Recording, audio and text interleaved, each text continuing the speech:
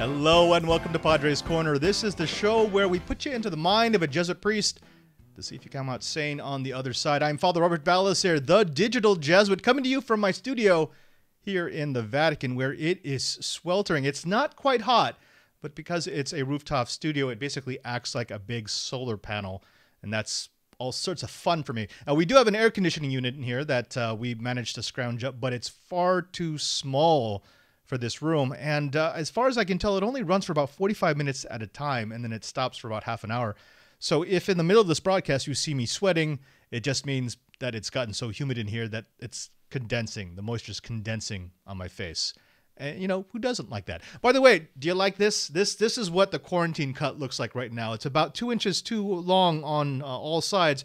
And it's at that stage, I don't know if you get this, where it actually bothers me at night. I will find myself in sort of that waking sleep thing, running my hands through my hair, trying to get all the tangles out.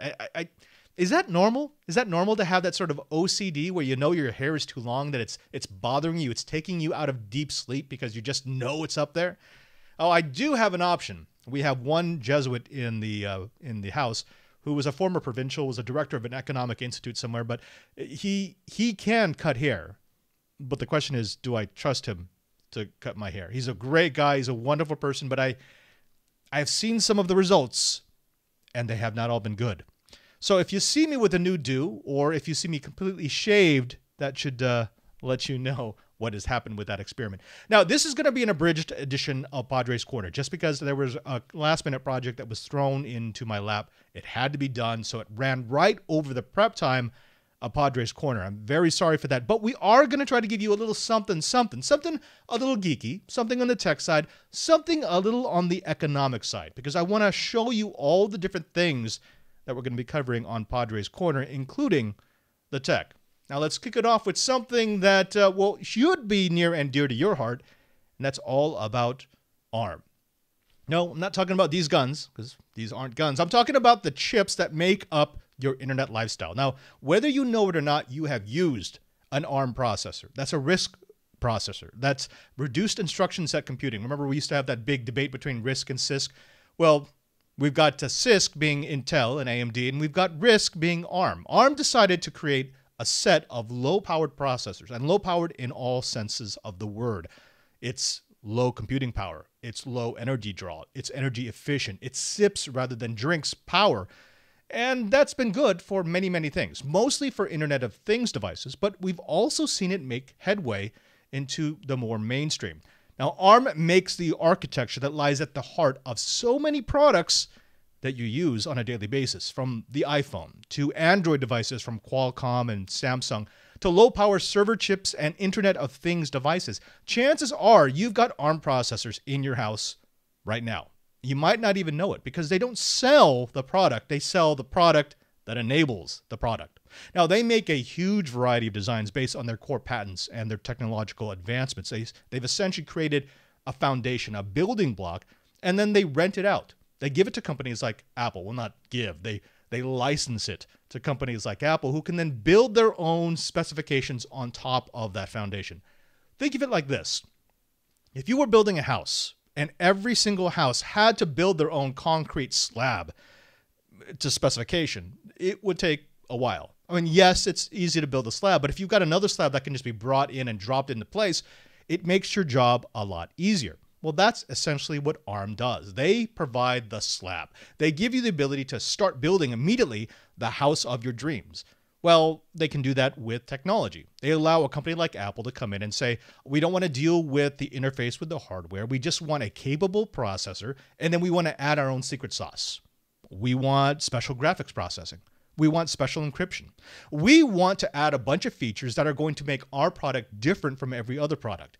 Now, there are some companies out there who wouldn't like that because, of course, it feels like you're competing with me.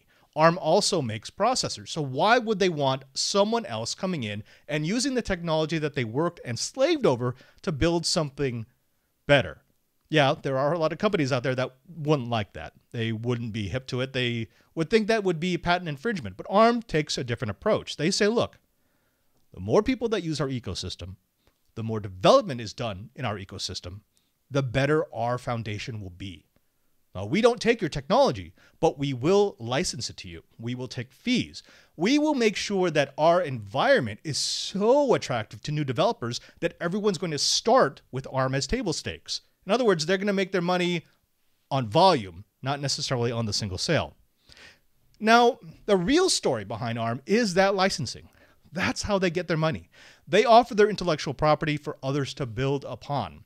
Now, Apple used it to make their A4 chip, and we all know how that went.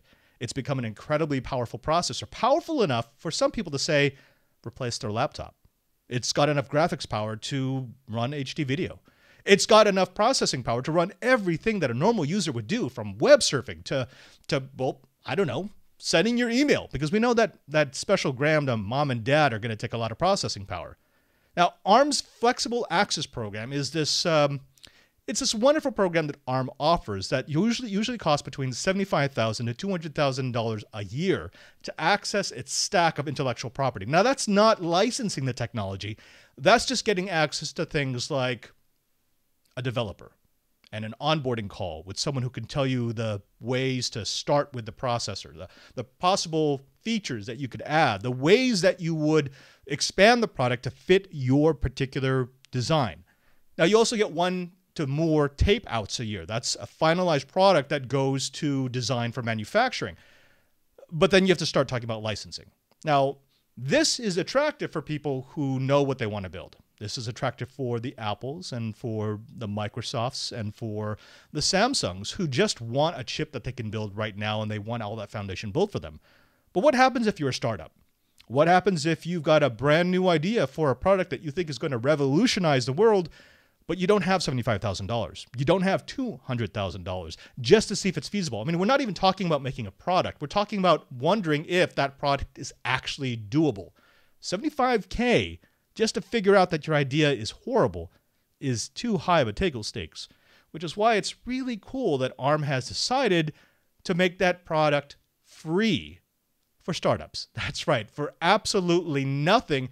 They're now offering a seat at the table.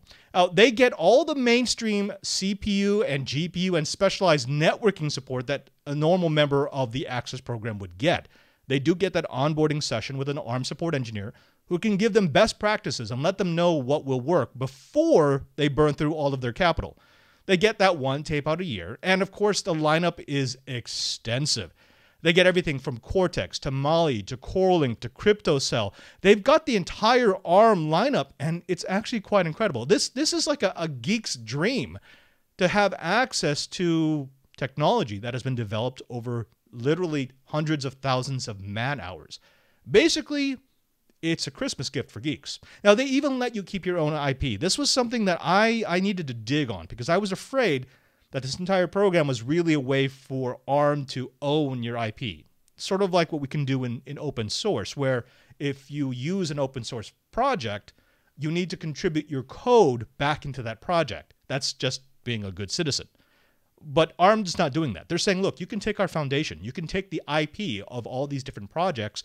You can build your product on top of it, and you still own it. We don't take it. It doesn't become part of our patent portfolio. It doesn't get shared with anybody else. So it's a nice way to get that bootstrap. And on the surface, this looks incredible. It's when you start digging that it starts being, well, a little suspect. Now, it's great if you're just looking at an idea. It's great if you just want to see if it's feasible. But if you're running a startup that is pretty sure that you know what you want to do, you know the kind of product you want to develop, you know how you're going to develop it, you know how you're going to hire people who are going to develop that product for you, it sounds attractive to buy into this program for $0, but you have to remember that you're tying yourself to ARM for life. You see, once you have a product, once you have something that's ready to tape out, once you have something that's ready to send to a manufacturer, you're not going to have that startup status anymore. In fact, you're going to have to start paying the $75K to $200K for membership. And that's just membership. Remember, that's not licensing. On top of that, you're going to owe royalties per project, even if a project sells nothing, and per unit. So every additional unit you're going to have to pay. And you also have to pay the licensing fee for the IPs. Now, ARM is being very fair about this. You only pay for the IP that you use. So even though you've got access to all of these different pieces of technology, only the ones that are actually used in your slab, in your foundation, will be charged against you. Still, when it's time to pay, you're going to pay big. And you keep paying as long as your company's in business. Because unless you completely redesign your product, and that's not just the software, that's the hardware too. Unless you tear it apart and start from scratch, you will always have ARM intellectual property inside your device. And that means you're going to pay every year. That means you're going to pay royalties every year. It means you're going to be paying royalties per unit. Now, that sounds like something that I think most geeks who are looking at making the next big thing need to take a look at. I mean, yes, if you just want to see if something's possible, why not jump over to the ARM page right now? It's actually quite incredible to take a look at all the different offerings that you can get in their flexible access for startups. This thing is very cool. It's a way to sort of rapid prototype. It's makers, but on a large scale. But if this is something that you want to turn into a business, you may want to seek, I'd just say, better terms. That's just me. Now, I want to move from technology to something else that I have found an interest in over the years, and that's finances. You may not know this, but at the parishes that I used to work at in San Jose and then in Hawaii, I used to teach courses on personal finances, and it kind of blew me away because when I was first asked to do it in San Jose, I thought, wait, what do you want me to do? And I thought, do you want me to teach people QuickBooks? Do you want me to teach them how to create an Excel spreadsheet? And they said, no. We just need you to tell people how finances work.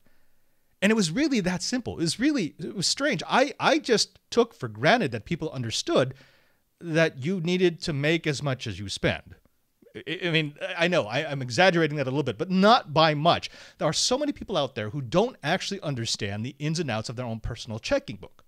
So when I started hearing that some people didn't really understand how the economy works on a personal level, I wasn't that surprised. Now, I was recently in a conversation with a group of former students. We did a little Zoom thing. We were checking in to make sure everybody's okay. And the topic of finances came up. Now, specifically, a few of them started talking about how they're changing their lifestyle. They called it how they're reducing their burn rate. That's a startup term. Now, they wanted to cope with the new short-term normal of a wrecked economy. Now, there were some really, really good ideas of people who were saying, well, these are the steps I'm taking. I'm cutting down on monthly subscriptions. I'm cutting down on the amount of money I allocate for extravagant expenses, et cetera, et cetera. You know, some really practical things. But right in the middle of this discussion, one member of the group made what I found a rather shocking statement. He said, I'm not changing a thing. Now, the company he works for, I'm not going to mention which one it is, he said, it's growing like wildfire. At least it was before the pandemic. Now, it's not doing well right now, but they'll be growing like that in a few months. So why should I change the way I live? Why should I look at reducing the amount of money I spend for entertainment? Why should I be punished for other people's bad ideas?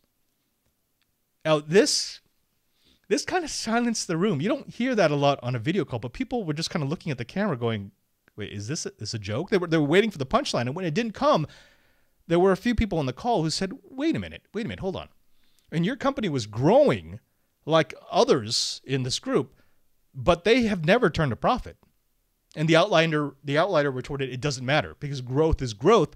The stock is still, right now, it's still high enough for him to get his money out. So he doesn't see a problem with him having to cut his burn rate. Now, I bring all of that up because it begs a really important question, and that is, do people actually know how much U.S. industry is built on debt and stock price? I mean, it sounds like they don't. Now, I know this is going to get a little political. I don't want it to be.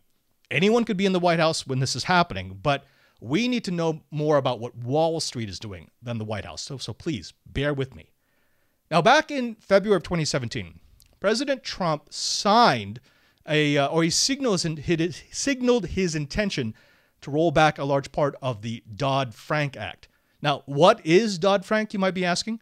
Well, in the aftermath of the 2008 financial meltdown, Senator Chris Dodd and Representative Barney Frank pushed through a sweeping reform of the financial regulatory system, the part of the government that watches financial institutions to make sure that they're not chasing short-term profitability at the expense of unsustainable long-term risk. Essentially, it was babysitting financial institutions. It was saying, look, we're going to make sure that you never again put yourself in a position where you are so over-leveraged, so overextended that you take down the entire financial industry with your bad bets. Sounded like a good idea, but it was really, really hard to do. And admittedly, there were a lot of things about Dodd-Frank that drove people crazy. There were some parts that were outright contradictory. Now, Dodd-Frank did this. They tried to do this regulation in a number of ways. First, they restricted banks from making risky, speculative bets with their customers' accounts. That was a no-brainer. If you've got your customers' accounts, you shouldn't be betting with it, especially if you're betting against the account of a larger, say, a corporate account. Now, they also prevented financial institutions from playing both sides of a transaction because, well, that's just a conflict of interest. Now, they kept businesses from over-leveraging themselves, which can lead to meteoric growth, but also it radically reduces the stability of the business. It makes it an all but certainty that it's going to fail if it's put under any serious economic stress. Now, they increased investor protection by making financial institutions disclose any of those aforementioned conflict of interest that it might have in a potential deal. So, for example, if you come to an investment bank and you want them to be the financer for a deal that you're working out, they used to have to tell you, we've got X number of brokers who are working with X institution that is actually on the other side of this trade. That's information that you may or may not use, but it's something that they had to, by law, were required to tell you. Otherwise, they risked negating the deal should something go wrong. Now, they did all of this and they did more. And to some, including to my institution, it was a burden because it required a lot of oversight, a lot of auditing, an ungodly amount of paperwork that had not been previously happening before. But eventually it became sort of the new normal. Now, let's go back to February 2017. It's been less than a decade since Dodd-Frank has been enacted. And the soundbite that became viral was President Trump saying, we have to expect to cut out a lot of Dodd-Frank. Because frankly, I have so many people, friends of mine, who have nice businesses who can't borrow money. They just can't get any money because the banks won't let them borrow because of the rules and regulations in Dodd-Frank. Absolutely true. And I don't want to hammer on President Trump for this, because that was actually true. There were a lot of CEOs who came to him and they said, wait a minute, our finances have been caught up by Dodd-Frank. We can't borrow money. And if we can't borrow money, we cannot grow. Fair point. Now, he said this at a meeting in February of 2017 that he was having with multiple CEOs, including Jamie Dimon of JP Morgan Chase and Steven Schwartzman of Blackstone. Those CEOs became famous because they said their companies were crippled by Dodd-Frank because they couldn't lend to some potentially big fee customers. Now, let's break that down. It's easy to understand not being able to lend money because you don't think that you'll be able to get it back, but that's not what those CEOs wanted. They didn't say it's keeping us from lending money. They said it's keeping us from collecting fees. That's when we get into a gray area. And that, for me, that is a big red flag. They wanted to make the loans that would attract the biggest fees. Now, what loans would attract the biggest fees? The ones with the biggest risk. The riskier the bet, the more over-leveraged your business, the more you have to pay in fees. Now, there's nothing wrong with that. Of course, an institution is going to want to maximize a profit, except when you look at why they weren't allowed to make those loans. Those institutions that could not borrow money under Dodd-Frank were already heavily in debt. That is what triggered the act. If you run a company and your company is already running in debt, Dodd-Frank would step in if you kept trying to borrow money to pay off that debt. In other words, if your company's business plan was to continually borrow money to pay off the old debt in an never-ending cycle, Dodd-Frank said no. Now, the banks didn't like that because in the short term, on that quarterly balance sheet, that looks sexy because you are bringing in millions, if not billions of dollars in fees from all these high-risk customers. But in the long term, that's a sucker's bet. When you make your amazing profit off of companies that are almost guaranteed to default, it means eventually you're going to lose the principal of that loan.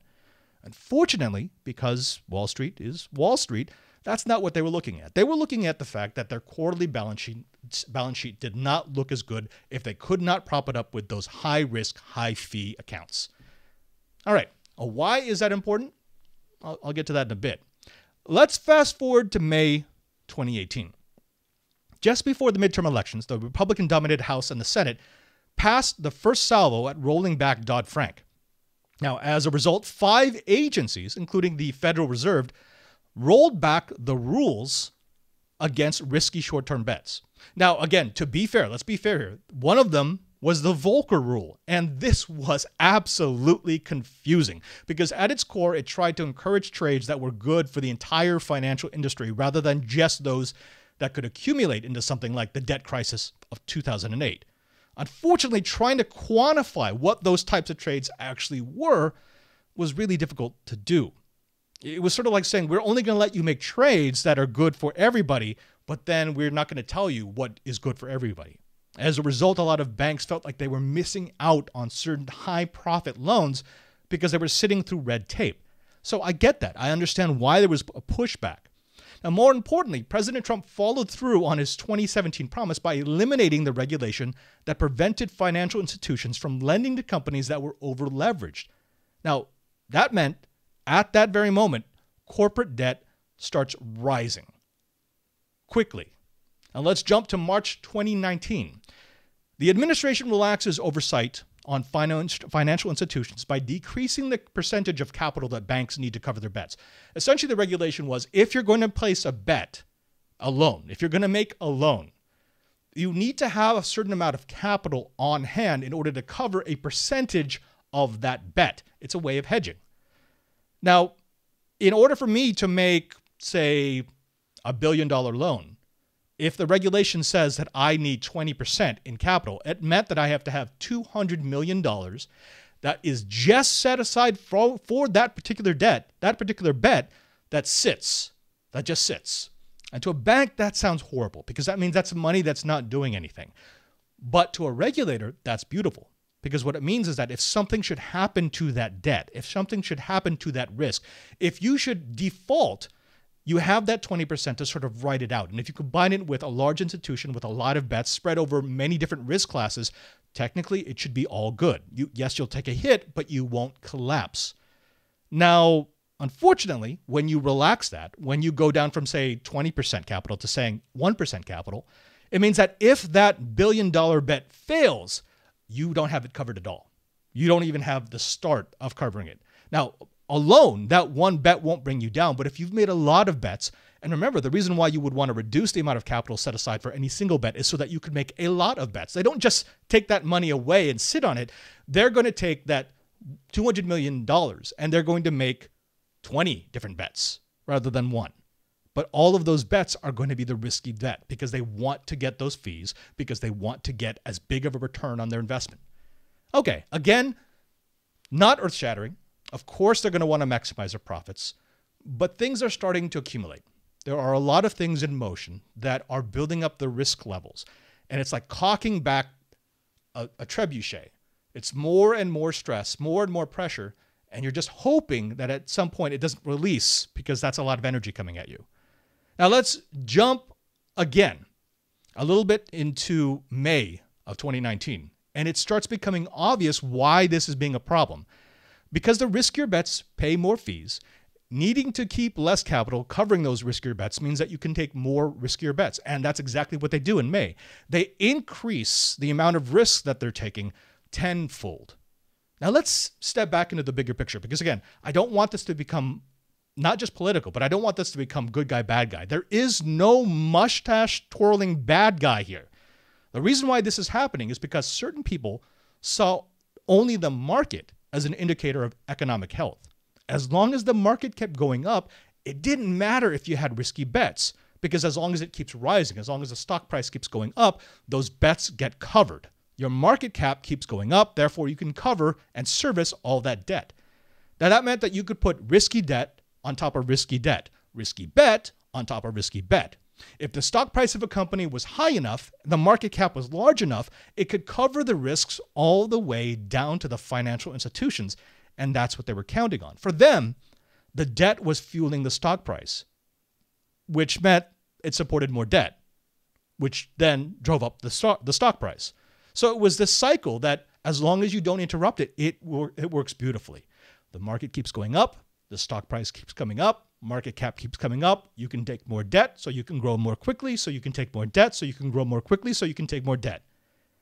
Unfortunately, that never works. And we know that because if the market goes up, it can come down. And if you have loaded that trebuchet with so much debt, it means it comes down hard.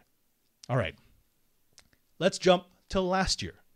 At this point last year, in March or so of 2019, we had three things that were happening.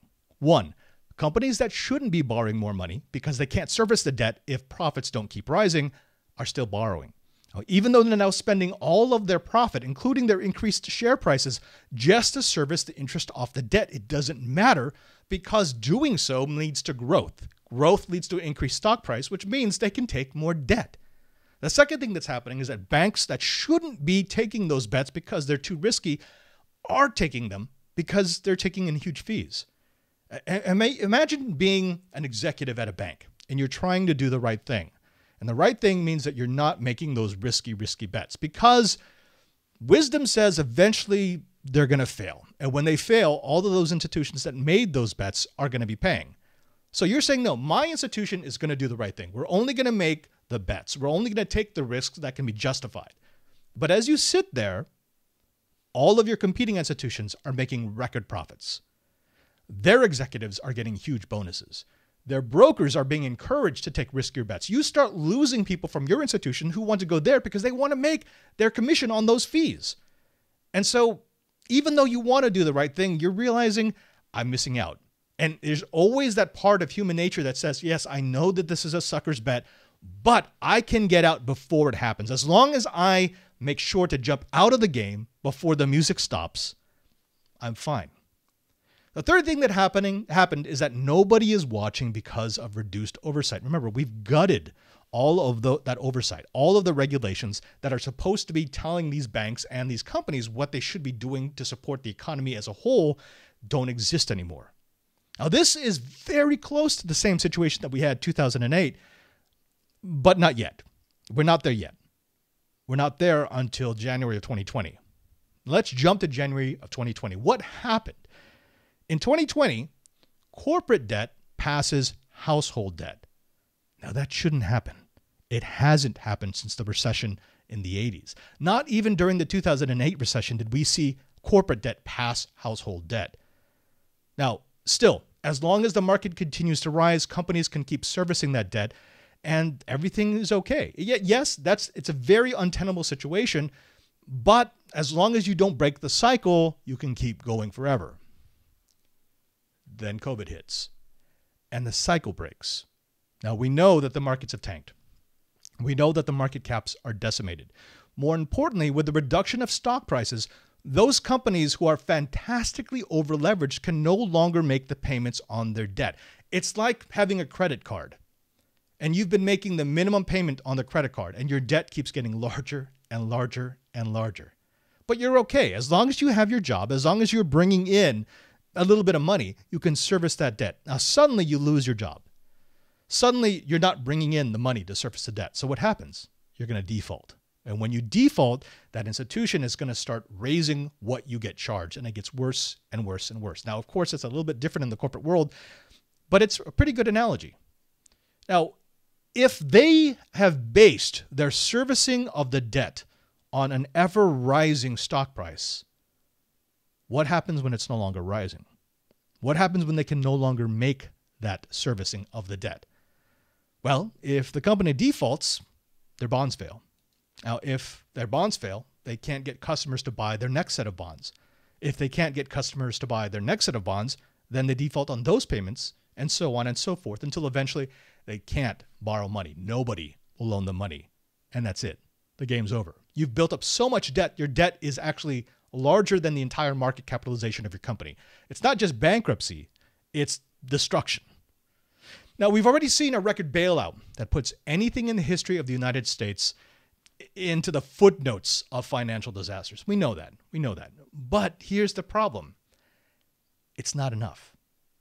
In fact, nothing will be enough. We can't print enough money for there to be an effect on the debt crisis that is now not coming, but is upon us. We have built so much corporate debt. These companies have gone so much into debt that there is no conceivable way for them to back out. This is it for them. Now, we can't print enough money for there to be enough. Now, these companies have over-leveraged their already over-leveraged businesses. That's bad enough. But then, because we've removed those Dodd-Frank restrictions on where the banks can place their bets, the banks have over-leveraged their capital. Remember, they no longer need to keep as much capital for every risky bet. That means that when those companies start defaulting, the financial institutions that supported them start defaulting. Now, I'd say that it's 2008 all over again, but it's not, because 2008 wasn't this bad. The default forecasts are 25 to 90% higher than they were in 2008. And because all of those Dodd-Frank protections were removed, there's nothing to stop the domino effect. That's not overly dramatic. It's just honest. We haven't been reporting it. We haven't been hearing this much because there are bigger things to worry about. I mean, yes, the economy is important, but we have people dying in the streets. But this is a story that's not going away. Now, let's temper this. Let's temper this because on the good side, some companies actually learned from 2008.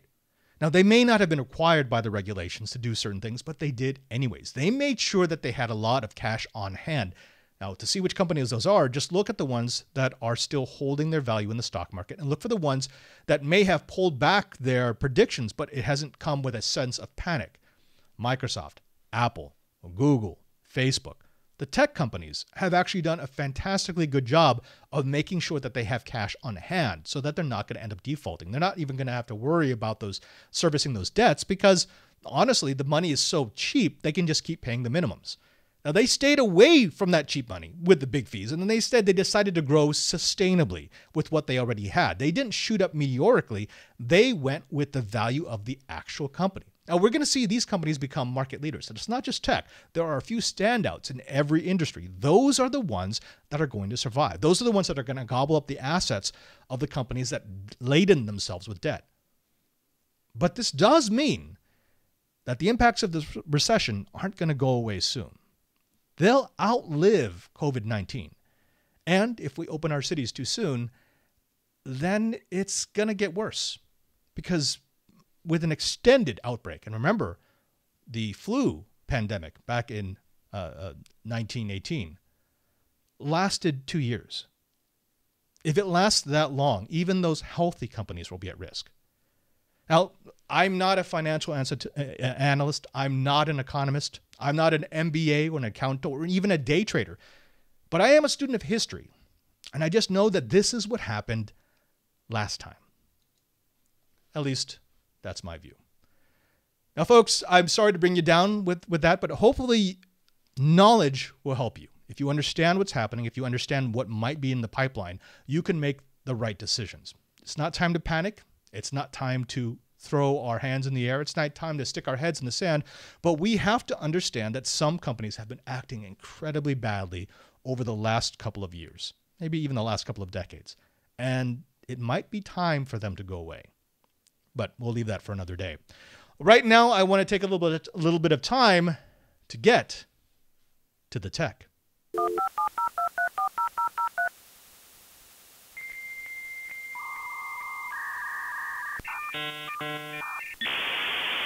So, you've got a wonderfully powerful, fantastically portable Ultrabook that pretty much fits all your needs except for one: graphics processing power.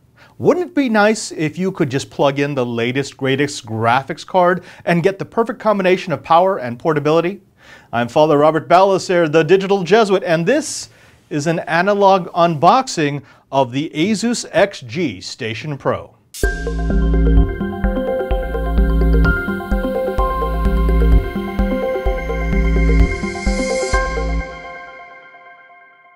Greetings, Uber Geeks. I've got a little treat for all of those who have a Windows or Mac notebook sporting a Thunderbolt port with eGPU support.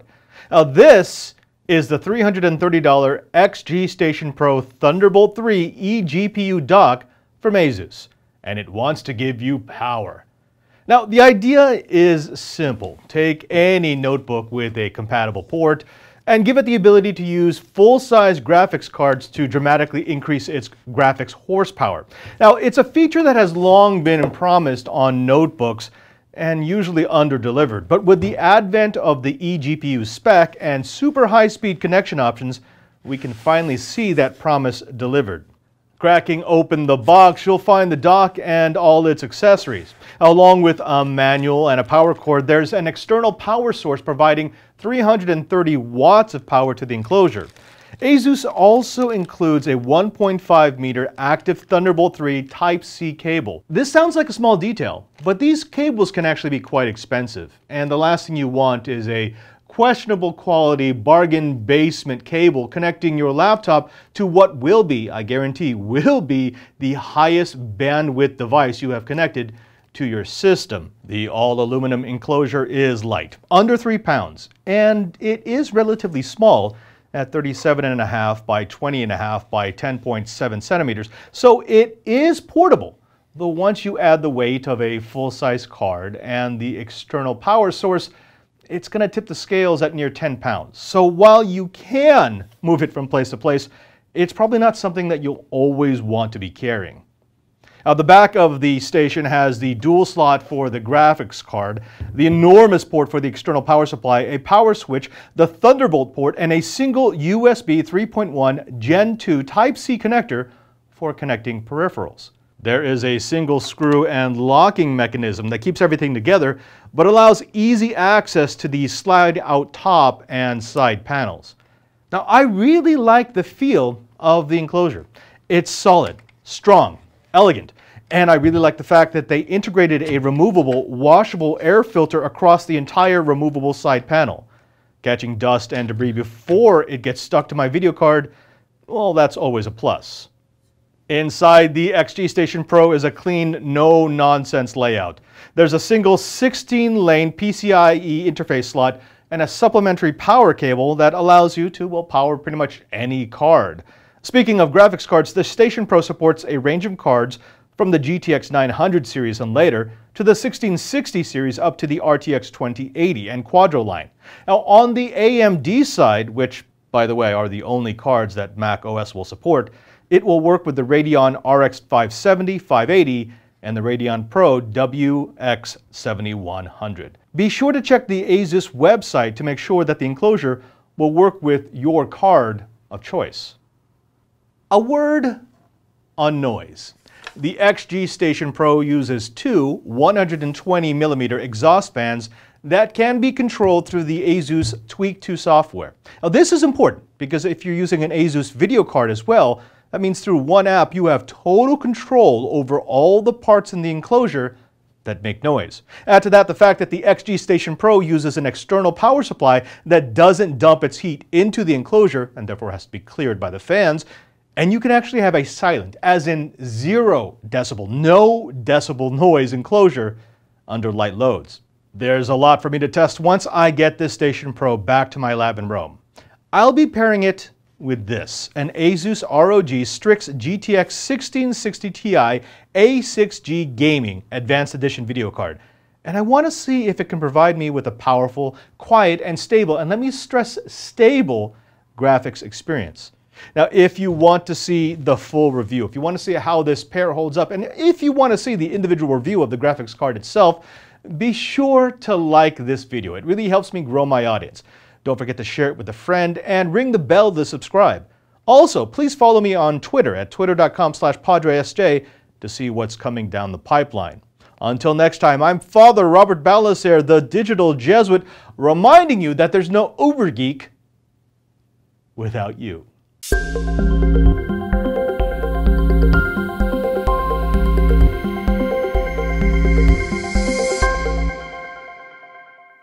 I really enjoyed this product. This is perhaps the coolest thing I've ever had for a laptop.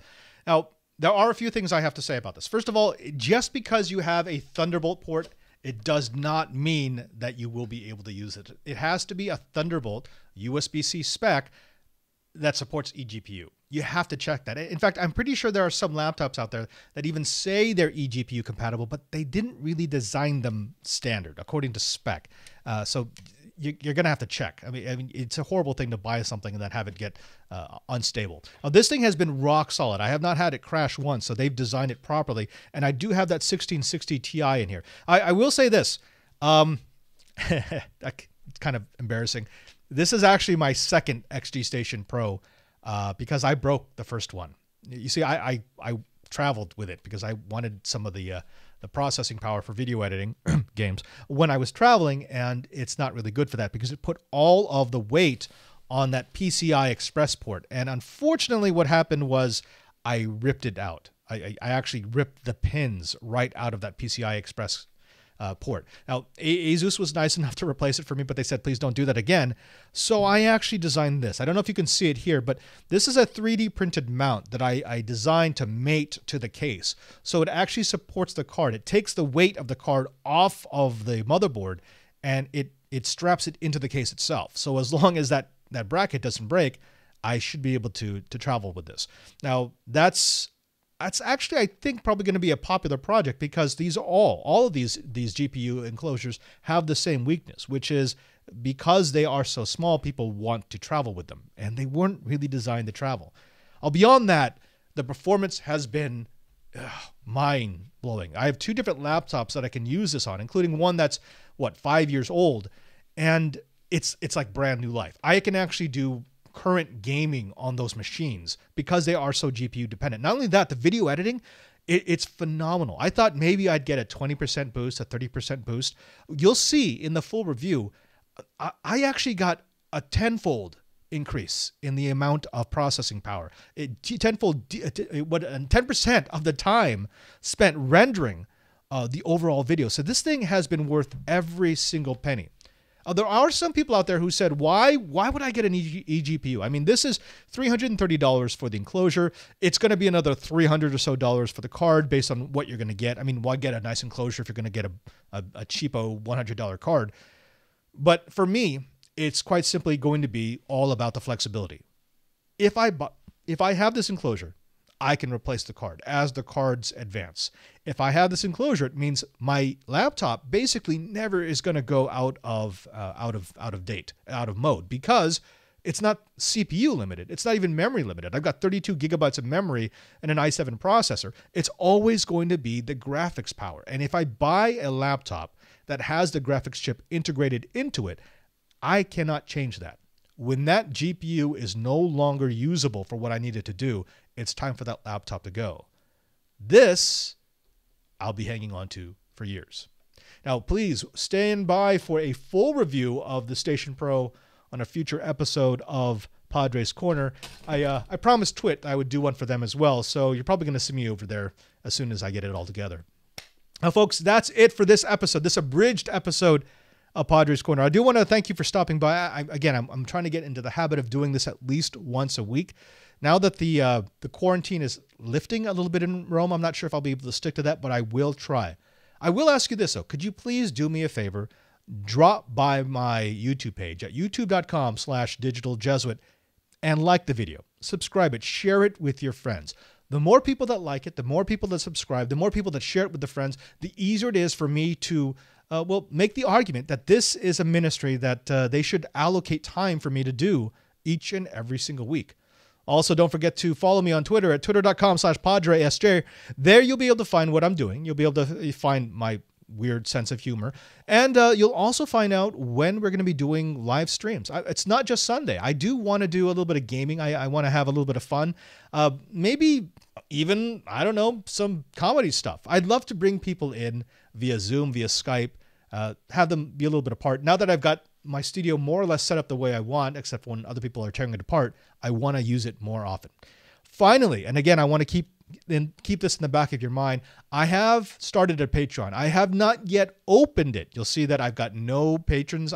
There's no way to become a patron, actually, because I don't want this to be the time that people give me money. I don't need it. I will want to grow my ministry in the future, but right now, I think it's in better hands staying with you. Still, go to patreon.com/PadreSJ. Follow me so that when I do open it up, when I am ready for people to start giving donations so that I can grow the network, you'll know where it is. Now, folks, we have a lot of fun here on Padre's Corner. We have a lot of fun here in the studio, but there always comes that time of the night when it's time to go, and we've reached it. Now, I want to thank everyone who keeps sending me notes of encouragement, who keeps saying that they love my content, who have found me on the different outlets that you can find my content, everything from YouTube to Twitter, a little bit of stuff Facebook, a medium or two, and the people who have found some of the interviews that I've done in the real world, outside of social media. It really means a lot to me. I mean, it's been a hard couple of months in quarantine, but those little notes that I get from you, the little words of encouragement, the tweets, I read them all, and I hold them very near and dear to my heart. I don't always respond, but just know that you make my day every single time, because I know that everyone out there is going through stuff. This is some of the worst times of our lives, and the fact that you take time out of your day to interact, that you retweet, that you like, that you favorite, that you watch a video, that's wonderful. That's wondrous for me. I'm one of these people who, if I can get 10 people to enjoy the content that I create, I'm more than happy. And I'm very happy that it's you. So, from the bottom of my heart, from everyone here at the Curia, from everyone across the wall here at the Vatican, thank you for checking out Padre's Corner, and I'll see you next time. ONSFW